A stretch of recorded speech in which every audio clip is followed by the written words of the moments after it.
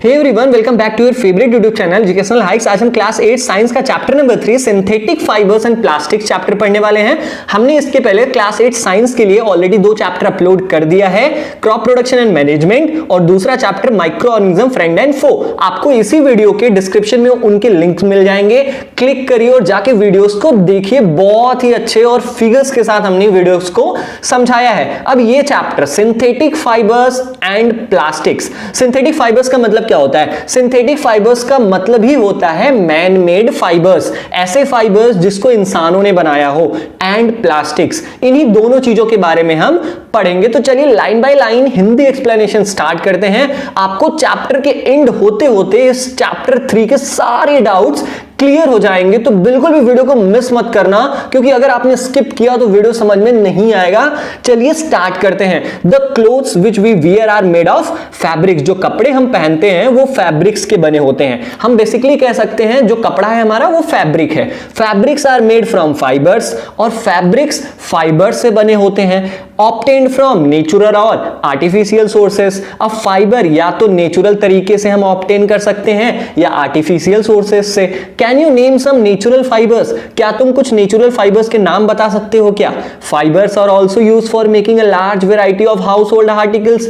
Fibres का जो use होता है, फाइबर्स का प्रयोग बहुत सारे घरेलू सामान बनाने में यूज होता है। Make a list of some common articles made from fibres. आपको लिस्ट बनाना है कुछ ऐसे घरेलू सामान का जो कि फाइबर्स की मदद से बने हैं। Try to separate them into those made from natural fibres and those made from artificial fibres. आपको क्या करना है, उन सारे घरेलू सामानों का नाम लिख लेना है जो कि फाइबर्स से बने हैं। अब आपको अलग करना है कि ये वाला नेचुरल फाइबर से बना है, ये वाला आर्टिफिशियल फाइबर से बना है। अब हमने आपका काम आसान करने के लिए नेचुरल एंड आर्टिफिशियल फाइबर से कौन कौन से घरेलू सामान बनते हैं उनकी लिस्ट हमने आपको दे दी है। जैसे सीरियल नंबर 1 रोप, रस्सी। रस्सी हमारा आर्टिफिशियल फाइबर से बनता है। उस फाइबर का क्या नाम है? नायलॉन। ठीक है। दूसरा सॉक्स, मोजे। मोजे हमारे आर्टिफिशियल फाइबर से बनता है। और किस फाइबर से बनता है? एक्रिलिक उसका नाम है। ठीक है। बॉटल, जो हम प्लास्टिक की बॉटल्स यूज करते हैं, वो पॉलिस्टर से बनता है, और पॉलिस्टर हमारा आर्टिफिशियल फाइबर है। लाइफ जैकेट, अब लाइफ जैकेट तो हमारा नेचुरल फाइबर से बनता है, सिल्क से बनता है लाइफ जैकेट हमारा। लाइफ जैकेट मतलब जानते होंगे आप, अगर हम शिप में है, पानी वाले जहाज में है, तो हमें समुद्र में जंप अगर करना है तो हम लाइफ जैकेट पहन के जंप करते हैं ताकि हम डूब ना जाएं। मैट, मैट मतलब चटाई। अब आप सबके घरों में चटाई होती है, और चटाई हमारा नेचुरल फाइबर से बना होता है। कौन से फाइबर से बनती है चटाई? जूट। जूट की मदद से हमारा मैट बनता है। तो आगे, why did you label some fibres as artificial? तुमने यहां पर लिस्ट में कुछ फाइबर्स को आर्टिफिशियल फाइबर क्यों कहा है? तुम्हारा क्या मतलब है आर्टिफिशियल फाइबर्स से? तो आर्टिफिशियल फाइबर्स मतलब मैन मेड फाइबर्स जिसे इंसानों ने बनाया हो। You have read in your previous classes that natural fibres like cotton, wool, silk etcetera are obtained from plants और एनिमल्स। तुमने अपनी क्लास 6 क्लास 7 में पढ़ा है कि कुछ नेचुरल फाइबर्स जैसे कि कॉटन हो गया, वुल हो गया, सिल्क, सिल्क का मतलब रेशम हो गया, ये सब हमें प्लांट्स एंड एनिमल से मिलते हैं, इसलिए इन्हें हम नेचुरल फाइबर कहते हैं। अब सिंथेटिक फाइबर्स जो इस चैप्टर का मेन है, जिसके बारे में हमें पढ़ना है, वो जान लो। The synthetic fibres on the other hand are made by human beings. हमने कहा ना कि ऐसे फाइबर्स जो कि ह्यूमन बींग्स के द्वारा बनाया गया हो, that is why these are called synthetic और मैन मेड फाइबर्स। इसीलिए ऐसे फाइबर्स जिसे इंसानों ने बनाया है उसे हम सिंथेटिक या मैन मेड फाइबर्स कहते हैं। आगे चलते हैं, देख लेते हैं What are synthetic fibers? Synthetic fibers क्या होते हैं? Try to recall the uniform pattern found in a necklace of a beads joined with the help of a thread. आप इस ये माला को देखिए, इसमें मोती लगे हुए हैं छोटे छोटे। आप इसको थोड़ा ध्यान से देखिए। क्यों देखना है मैं आगे बता रहा हूं। और try to join a number of paper clips together to make a long chain as in figure 3.1। आप इन दोनों फिगर्स को देखिए, एक में हार है जिसमें मोती एक धागे से पिरोई गई है, दूसरा कागज का टुकड़ा है, उसको एक एक करके चिपकाया गया है, चेन बनाया गया है। अब आगे देखते हैं क्या है ये। अ synthetic fibre is also a chain of small units joint together. अब सिंथेटिक फाइबर भी हमारा ऐसा ही होता है, ये छोटी छोटी स्मॉल यूनिट से बनके एक बहुत लार्ज यूनिट बना लेता है। ठीक है, each small unit is actually a chemical substance. और जो नेचर ये आर्टिफिशियल फाइबर, जो सिंथेटिक फाइबर्स में जो छोटे छोटे यूनिट्स होते हैं ना, इनको हम क्या कहते हैं? इनको हम केमिकल सब्सटेंस कहते हैं। Many such units combine to form a large single unit called polymer. अब ये छोटे छोटे जो सिंगल यूनिट्स है ना, वो कंबाइन होते हैं, एक साथ मिल जाते हैं और एक बड़ा यूनिट बना लेते हैं जिसको हम पॉलीमर कहते हैं। मतलब यहां तक आपको इतना पता चला कि सिंथेटिक फाइबर्स, ये जो चेन दिख रही है ना आपको, इसी की तरह एक फाइबर होता है जो कि बहुत छोटे छोटे यूनिट से मिलकर बना होता है। जैसे ये मोतियों से मिलकर बना है ना, वैसे ही हमारा सिंथेटिक फाइबर्स भी बहुत छोटी छोटी यूनिट से मिलकर बना होता है। वो यूनिट्स केमिकल सब्सटेंस का यूनिट होता है। अब क्या यूनिट का नाम क्या है? उसको हम मोनोमर कहते हैं। तो छोटे छोटे यूनिट से वो बड़ी यूनिट बनाता है जिसको हम क्या कहते हैं? पॉलीमर कहते हैं। आगे देखते हैं, the word polymer comes from two Greek words. Polymer शब्द कहां से आया? ये ग्रीक वर्ड है, मतलब ग्रीस देश का ये वर्ड है। पॉली का मतलब होता है बहुत सारे और मर का मतलब होता है छोटे छोटे हिस्से। तो बहुत सारे छोटे छोटे हिस्से को हम पॉलीमर कहते हैं। समझ गए आप? यस, आगे चलते हैं हम। Polymer occurs in nature also. Polymer जो है हमारा, वो हमारी प्राकृतिक तौर से भी पाया जा सकता है। जैसे कि कॉटन हो गया, cotton for example is a polymer called cellulose.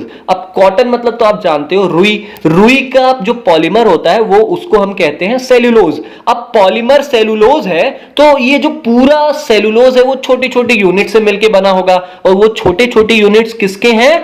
Glucose के यूनिट्स हैं। तो ग्लूकोज यहां पर हमारा मोनोमर हो गया और सेलुलोज हमारा क्या हो गया?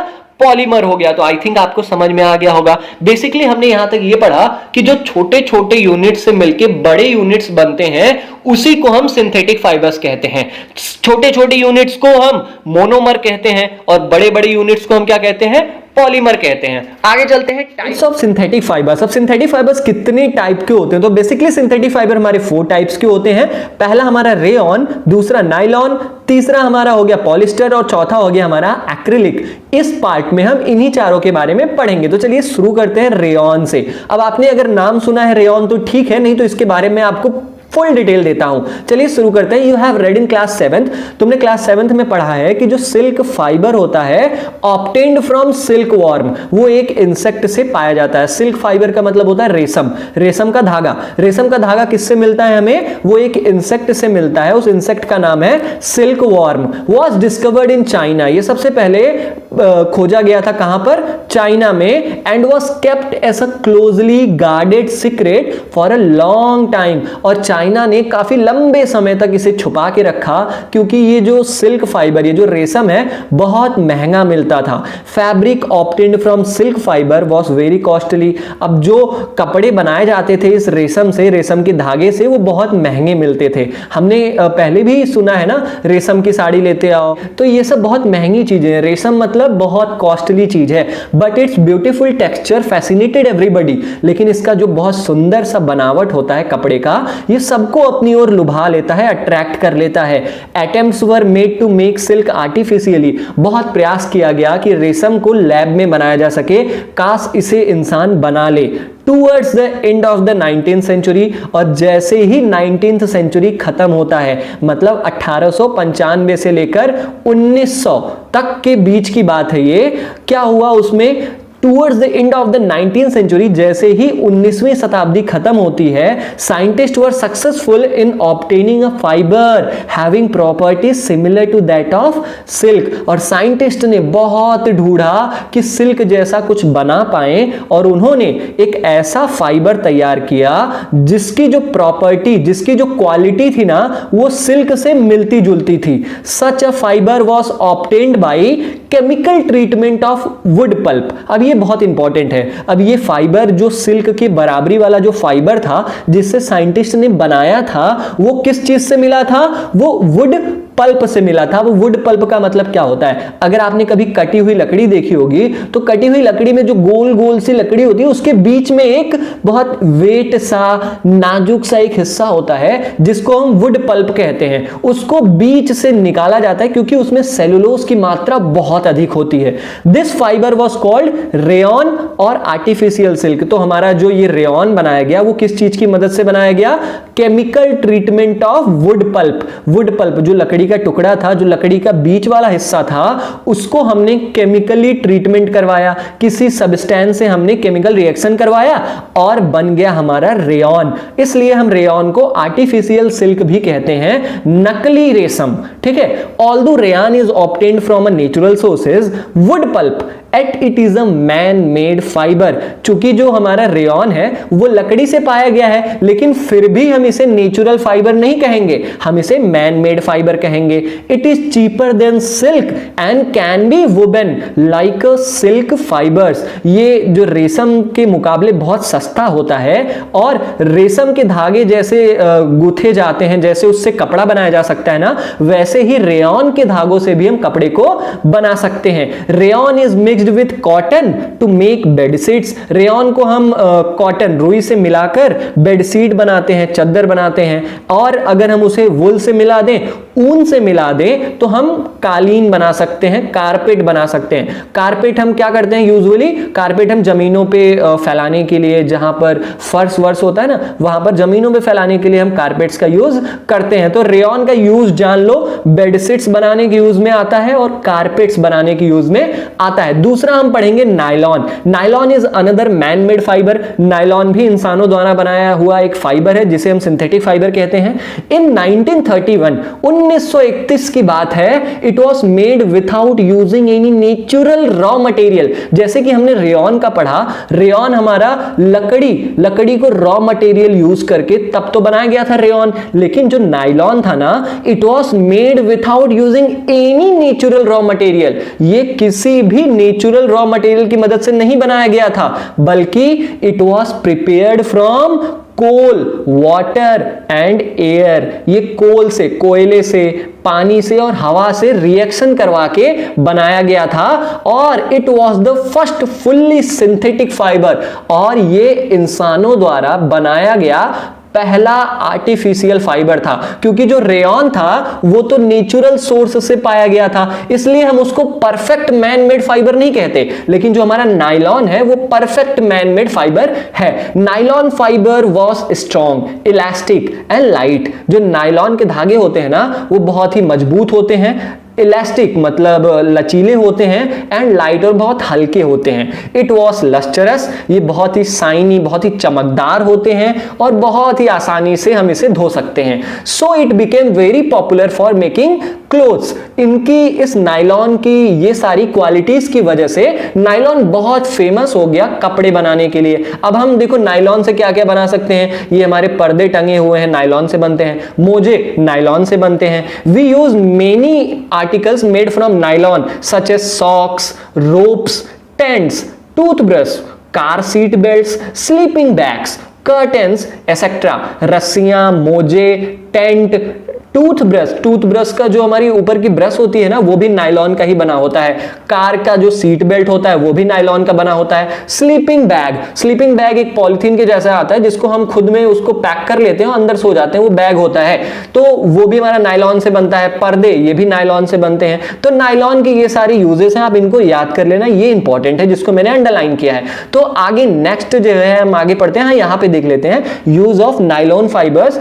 Nylon also used for making parachutes and ropes for rock climbing। अब नायलॉन का हमारा यूज पैरासूट बनाने में भी होता है, और ये जो भाई साहब रस्सी लेकर चढ़ रहे हैं पहाड़ पर, ये रस्सी भी नायलॉन का ही बनता है। ठीक है, क्योंकि a nylon thread is actually stronger than a steel wire. क्योंकि जो नायलॉन का ये जो धागा होता है ना, वो स्टील के धागे से, स्टील के वायर से भी ना बहुत ज्यादा मजबूत होता है। इसलिए ये बंदा इतने आराम से इस रस्सी के सहारे चढ़ रहा है। आगे देख लेते हैं, एक्टिविटी है, इसको तो पढ़ाना नहीं है, आप देख लेना, आपके स्कूल वाले टीचर इसे करा देंगे। आगे हम अपना लास्ट पॉलिस्टर एंड एक्रेलाइक मतलब तीसरा सिंथेटिक फाइबर और चौथा सिंथेटिक फाइबर, इसके बारे में पढ़ लेते हैं। Polyester is another synthetic fibre. Fabric made from this fibre does not get wrinkled easily, it remains crisp and is easy to wash. यहां पर बताया गया है कि जो कपड़े पॉलिस्टर की मदद से बनाए जाते हैं ना, could not get wrinkled easily, ये बहुत जल्दी सिकुड़ नहीं जाते। जैसे हमने अगर कोई कपड़ा पहना, अगर हमने एक बार पहन लिया, फिर उसे अगर हमने धो दिया, धोने के बाद हम देखते हैं तो वो कपड़ा क्या हो जाता है, बहुत सिकुड़ सा जाता है, जिसके लिए हमें उस पर आयरन करनी पड़ती है, प्रेस करना पड़ता है। लेकिन जो पॉलिस्टर से बने कपड़े होते हैं ना, वो रिंकल्ड नहीं होते, वो सिकुड़ते नहीं है। इट रिमेन्स क्रिस्प, वो सीधे ही रहते हैं, इसलिए इन पर बार बार प्रेस करने की जरूरत नहीं पड़ती और बहुत हल्के होते हैं, इसलिए धोने में भी इन्हें आसानी होती है। So it is quite suitable for making dress material. और इसी सारी क्वालिटीज की वजह से ना जो हमारे ड्रेस हैं वो पॉलिस्टर से ही बनाए जाते हैं, ताकि हमें बार बार उसको प्रेस ना करना पड़े, आसानी से हम उसे धो लें। You must have seen people wearing nice polyester shirts and other dresses. तुमने बहुत सारे लोगों को देखा होगा कि उन्होंने पॉलिस्टर से बने शर्ट्स को पहना है। अब पॉलिस्टर से बने शर्ट, ऐसा तो कोई नहीं कहता ना कि ये मेरा शर्ट पॉलिस्टर का है, उसका कुछ इजी सा नाम दिया गया है। उसको क्या बोलते हैं हम? Terylene. Terylene is a popular polyester. आप किसी कपड़े की दुकान पर जाइए, आप उससे कह दीजिए कि मुझे टेरेलिन चाहिए, तो टेरेलिन हमारा पॉलिस्टर का ही एक टाइप है, बहुत पॉपुलर नाम है, हम पॉलिस्टर को टेरेलिन नाम से भी जानते हैं। It can be drawn into very fine fibres that can be woven like any other yarn. अब टेरेलिन को ना हम बहुत आसानी से क्या कर सकते हैं, छोटे छोटे धागों में निकाल सकते हैं, इसे तोड़ सकते हैं। That can be woven like any other yarn. और पॉलिस्टर को भी हम कॉटन जैसे हम सिलते हैं, जैसे हम नाइलॉन को सिलते हैं, जैसे हम रेयॉन को सिलते हैं और उससे कपड़ा बनाते हैं, सेम ऐसे ही हम पॉलिस्टर को भी छोटे छोटे दागों में अलग कर सकते हैं और उसको बुनकर दूसरे कपड़े हम बना सकते हैं, शर्ट्स बना सकते हैं और भी बहुत सारी चीजें हम बना सकते हैं। अब यहां पर बूझो है, my mother always buys PET bottles and PET jars for storing rice and sugar। ये पूछ रही है कि मेरी माँ हमेशा PET bottles और PET jars खरीदती है ताकि वो चावल और चीनी को रख सके। I wonder what PET is। लेकिन मुझे पता नहीं है कि PET होता क्या है, तो चलो हम बूझो को बताते हैं कि PET क्या होता है। PET is a very similar form of a polyester। PET जो है वो पॉलिस्टर का ही एक फॉर्म है, बहुत छोटा फॉर्म है। It is used for making bottles. इसका प्रयोग किस लिए होता है? हम PET की मदद से बॉटल्स बनाते हैं, बर्तन बनाते हैं। फिल्म्स का मतलब आप समझ सकते हो, जो हमारी ऐसे कह सकते हो आपकी जो रील होती है हमारे कैमरे की, वो भी हम किससे बनाते हैं? पॉलिस्टर से बनाते हैं। वायर, तार, वो भी पॉलिस्टर से बनता है। और भी बहुत सारे उपयोगी घरेलू सामान है जो कि पॉलिस्टर से बनता है। तो this is all about the first part. हम दूसरे पार्ट में आपको एक्रिलिक, जो हमारा लास्ट रह गया है टाइप्स ऑफ सिंथेटिक फाइबर में, वो पढ़ेंगे। फिर सिंथेटिक फाइबर्स की प्रॉपर्टीज, यूजेस, बहुत कुछ है, पढ़ते हैं अपने अगली वीडियो में। आई थिंक आपको ये वीडियो देख के मजा आया होगा। अगर वीडियो पसंद आए यार तो लाइक कर देना, इससे हमें मोटिवेशन मिलती है। चैनल को सब्सक्राइब कर देना। मिलते हैं अपने अगली वीडियो में, तब तक के लिए जय